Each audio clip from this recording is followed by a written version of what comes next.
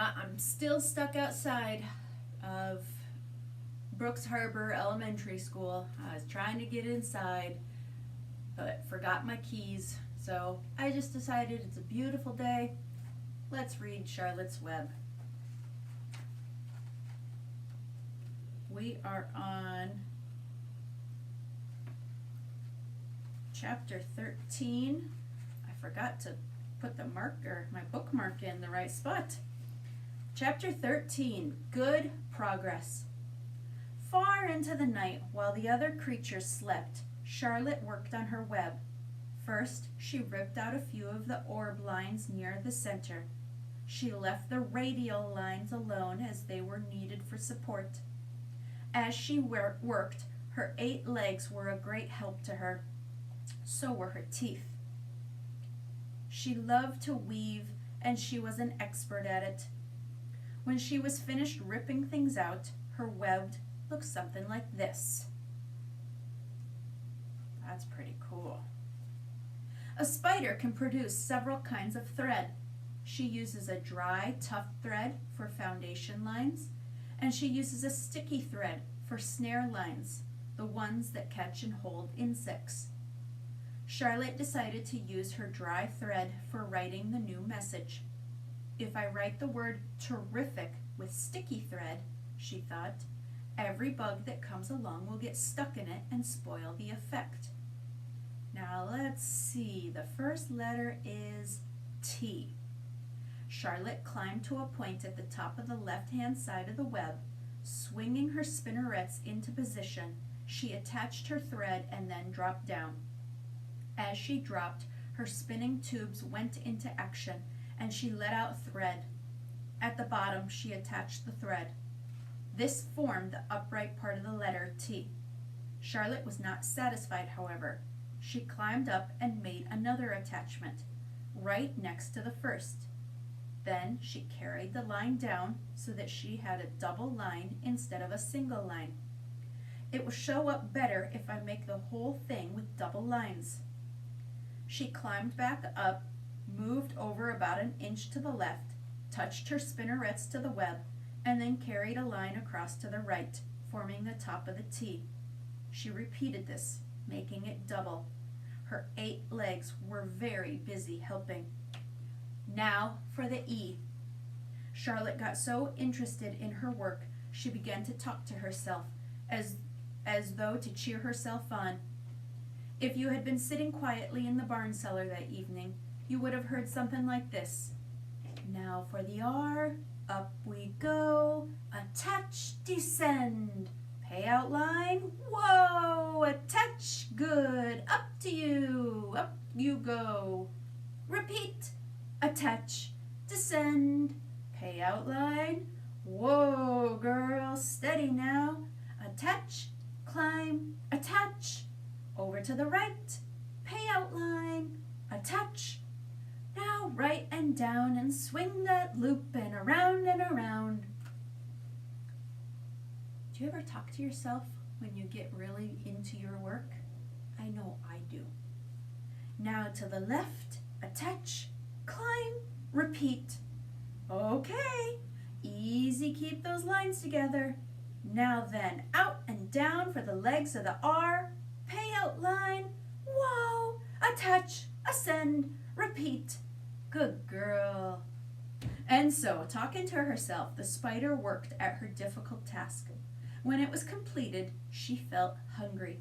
She ate a small bug that she had been saving. Then she slept. Next morning, Wilbur arose and stood beneath the web. He breathed the morning air into his lungs. Drops of dew catching the sun made the web stand out clearly. When Lurvy arrived with breakfast, there was the handsome pig, and over him, woven neatly in block letters, was the word terrific. Another miracle. And here is that. I'll get really close so you can see it. Lurvy rushed and called Mr. Zuckerman. Mr. Zuckerman rushed and called Mrs. Zuckerman.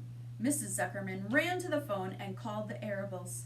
The Arables climbed into the truck and hurried over. Everybody stood at the pig pen and stared at the web and read the word over and over, while Wilbur, who really felt terrific, stood quietly, swelling out his chest and swinging his snout from side to side. Terrific, breathed Zuckerman in joyful admiration. Edith, you better phone the reporter on the Weekly Chronicle and tell him what has happened. He will want to know about this. He may want to bring a photographer. There isn't a pig in the whole state that is as terrific as our pig. The news spread. People who had journeyed to see Wilbur when he was some pig came back again to see him now that he was terrific. That afternoon, when Mr. Zuckerman went to milk the cows and clean out the tie-ups, he was still thinking about what a wondrous pig he owned. "Lurvy," he called, "there is to be no more cow manure thrown down into that pig pen. I have a terrific pig. I want that pig to have clean, bright straw every day for his bedding. Understand?" "Yes, sir," said Lurvy. "Furthermore," said Mr. Zuckerman, "I want you to start building a crate for Wilbur. I have decided to take the pig to the county fair in September. Make the crate large and paint it with green and gold letters." "What will the letters say?" asked Lurvy. "They should say, 'Zuckerman's Famous Pig.'" Lurvy picked up a pitchfork and walked away to get some clean straw. Having such an important pig was going to mean plenty of work. He could see that. Below the apple orchard, at the end of a path, was the dump where Mr. Zuckerman threw all sorts of trash and stuff that nobody wanted anymore. Here, in a small clearing hidden by young alders and wild raspberry bushes, was an astonishing pile of old bottles and empty tin cans and dirty rags and bits of metal and broken bottles and broken hinges and broken springs and dead batteries and last month's magazines and old discarded dish mops and tattered overalls and rusty spikes and leaky pails and forgotten stoppers and useless junk of all kinds, including a wrong-sized crank for a broken ice cream freezer. Templeton knew the dump and liked it. There were good hiding places there, excellent cover for a rat, and there was usually a tin can with food still clinging to the inside. Templeton was down there now, rummaging around. When he returned to the barn, he carried in his mouth an advertisement he had torn from a crumpled magazine. "How is this?" he asked, showing the ad to Charlotte. "It says, 'Crunchy, crunchy,' would be a good word to write in your web." "Just the wrong idea," replied Charlotte. "Couldn't be worse. We don't want Zuckerman to think Wilbur is crunchy. He might start thinking about crisp, crunchy bacon and tasty ham. That would put ideas into his head. We must advertise Wilbur's noble qualities, not his tastiness. Go get another word, please, Templeton." The rat looked disgusted, but he sneaked away to the dump and was back in a while with a strip of cotton cloth. "How's this?" he asked. "It's a label off an old shirt." Charlotte examined the label, and it said, "Pre-shrunk." "I'm sorry, Templeton," she said, "but pre-shrunk is out of the question. We want Zuckerman to think Wilbur is nicely filled out, not all shrunk up. I'll have to ask you to try again." "What do you think I am, a messenger boy?" grumbled the rat. "I'm not going to spend all my time chasing down to the dump after advertising material." "Just one more, please," said Charlotte. "I'll tell you what I'll do," said Templeton. "I know where there's a package of soap flakes in the woodshed. It has writing on it. I'll bring you a piece of the package." He climbed the rope that hung on the wall and disappeared through a hole in the ceiling. When he came back, he had a strip of blue and white cardboard in his teeth. "There," he said triumphantly. "How's that?" Charlotte read the words, "With new radiant action." "What does that mean?" asked Charlotte, who had never used any soap flakes in her life. How should I know? Said Templeton. You asked for words, and I brought them. I suppose the next thing you'll want me to do is to fetch a dictionary. Together they studied the soap ad. With new, radiant action, repeated Charlotte slowly. Wilbur, she called. Wilbur, who was asleep in the straw? Wilbur, who was asleep in the straw, jumped up. Run around, commanded Charlotte. I want to see you in action, to see if you are radiant. Wilbur raced to the end of his yard. Now, back again, faster, said Charlotte. Wilbur galloped back. His skin shone. His tail had a fine, tight curl in it. Jump in the air, cried Charlotte. Wilbur jumped into the air as high as he could. Keep your knees straight and touch the ground with your ears, called Charlotte. Wilbur obeyed. Do a backflip with a half twist in it, cried Charlotte. Wilbur went over backwards, writhing and twisting as he went. Wow, Wilbur can do a backflip.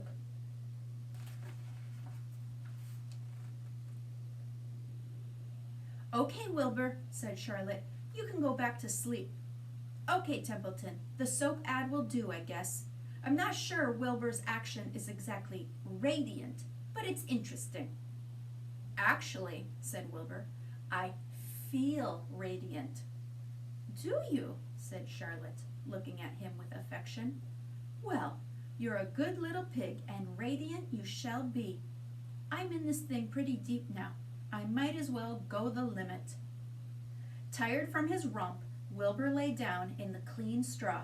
He closed his eyes. The straw seemed scratchy, not as comfortable as the cow manure, which was always delightfully soft to lie in. So he pushed the straw to one side and stretched out in the manure. Wilbur sighed. It had been a busy day, his first day of being terrific. Dozens of people had visited his yard during the afternoon, and he had had to stand and pose looking as terrific as he could. Now he was tired. Fern had arrived and seated herself quietly on her stool in the corner. Tell me a story, Charlotte, said Wilbur as he lay waiting for sleep to come. Tell me a story. So Charlotte, although she too was tired, did what Wilbur wanted. Once upon a time, she began, I had a beautiful cousin who managed to build her web across a small stream. One day a tiny fish leapt into the air and got tangled in the web. My cousin was very much surprised, of course. The fish was thrashing wildly. Here's the picture of the fish in the web. My cousin hardly dared tackle it, but she did. She swooped down and threw great masses of wrapping material around the fish and fought bravely to capture it. Did she succeed? Asked Wilbur. It was a never to be forgotten battle, said Charlotte. There was the fish, caught only by one fin, and its tail wildly thrashing and shining in the sun. There was the web sagging dangerously under the weight of the fish. How much did the fish weigh? Asked Wilbur eagerly. I don't know, said Charlotte. There was my cousin slipping in, dodging out, beaten mercilessly over the head by the wildly thrashing fish, dancing in, dancing out, throwing her threads, and fighting hard. First she threw a left around the tail. The fish lashed back. Then a left to the tail and a right to the midsection. The fish lashed back. Then she dodged to one side and threw a right and another right to the fin. Then a hard left to the head, while the web swayed and stretched. Then what happened? Asked Wilbur. Nothing, said Charlotte. The fish lost the fight. My cousin wrapped it up so tight it couldn't budge. Then what happened? Asked Wilbur. Nothing, said Charlotte. My cousin kept the fish for a while, and then when she got good and ready, she ate it. Tell me another story, begged Wilbur. So Charlotte told him about another cousin of hers who was an aeronautic. What is an aeronaut? Asked Wilbur. A balloonist, said Charlotte. My cousin used to stand on her head and let out enough thread to form a balloon. Then she'd let go and be lifted into the air and carried upward on the warm wind. Is that true? Asked Wilbur. Or are you just making it up? It's true, replied Charlotte. I have some very remarkable cousins. And now, Wilbur, it's time you went to sleep. Sing something, begged Wilbur, closing his eyes. So Charlotte sang a lullaby while crickets chirped in the grass and the barn grew dark. This was the song that she sang. Sleep, sleep, my love, my only, deep, deep in the dung and the dark. Be not afraid and be not lonely. This is the hour when frogs and thrushes praise the world from the woods and the rushes. Rest from care, my one and only, deep in the dung and the dark. But Wilbur was already asleep when the song ended. Fern got up and went home.